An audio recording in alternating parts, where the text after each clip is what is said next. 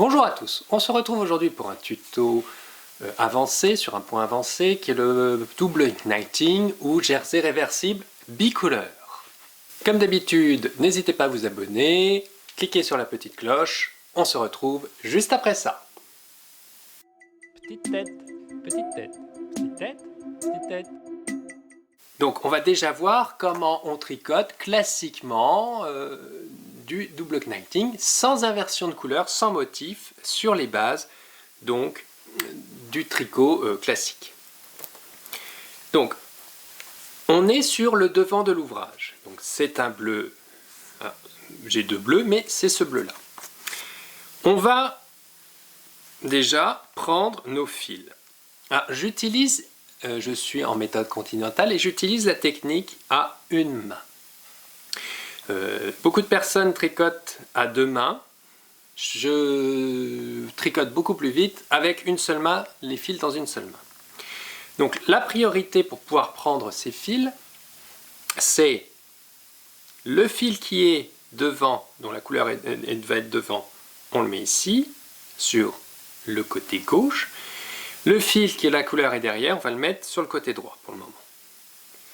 Avec le fil qui va être devant, je l'entortille comme d'habitude autour de mon doigt et je viens le passer comme ça.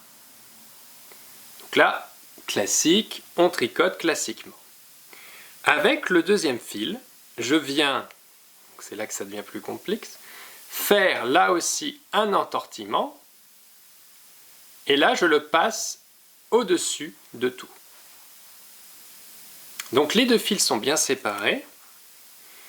Ils sont séparés au niveau de mon majeur. Et donc je vais pouvoir les tricoter. Ce qui nous permet de maintenir une tension constante sur les deux fils. Parce que quand on tricote à deux mains, les fils un dans chaque main, le problème c'est que la tension d'un des fils ne sera pas la même que pour l'autre. Là, j'ai vraiment la même tension puisque c'est le majeur qui va faire ma tension. Première chose qu'on fait, donc on est dans le cas d'un DKF, double knight front. On nous a dit on passe les fils devant. Bon, c'est déjà le cas, ils sont déjà mis devant. Avec la couleur qui n'est pas spécifiée, dans mon cas, la couleur spécifiée sur le graphique, si on regarde, c'est une bleue claire. Bleu turquoise. Je tricote donc en maille envers, donc j'ai ma maille qui est ici. Je tricote en maille envers la première maille. Puis je bascule les fils devant. Alors là on est sur la toute première maille, donc c'est un peu bizarre, mais vous verrez juste après, on va répéter. Et je tricote en droit avec le fil dont la couleur est spécifiée. Voilà. Donc là on peut voir qu'il faut que je refasse un peu de tension sur mon fil bleu foncé pour être en accord. De nouveau je repasse les fils devant, je tricote la maille suivante en maille envers, je passe en même temps les fils derrière et je tricote la maille suivante en maille endroit.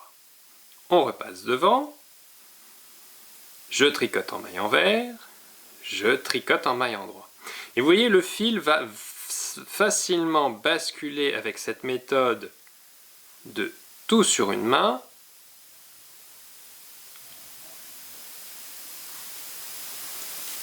On le fait basculer facilement. Donc là, j'ai commencé à tricoter donc, du jersey endroit pour ce côté-là et du jersey aussi endroit pour ce côté-là, mais comme je suis sur l'opposé du fil, je suis en envers, je tricote en envers. Ne surtout pas croiser vos fils, laissez bien vos fils toujours comme ça, parce que si vous les croisez, ça va se voir sur l'ouvrage, et on ne veut les voir croisés que d'une certaine manière et qu'à certains moments quand on va changer la couleur. On verra ça après. Je vais avancer la ligne complète pour faire le rang envers et vous montrer comment on tricote le rang envers. Donc l'autre avantage de tricoter comme je le fais avec une seule main, c'est que vous ne lâchez à aucun moment votre aiguille et donc vous pouvez faire un rang aussi vite que quand vous le faites en méthode continentale. Je suis arrivé à la fin du rang. On finit donc les 6 mailles qui restent. Et on va retourner l'ouvrage.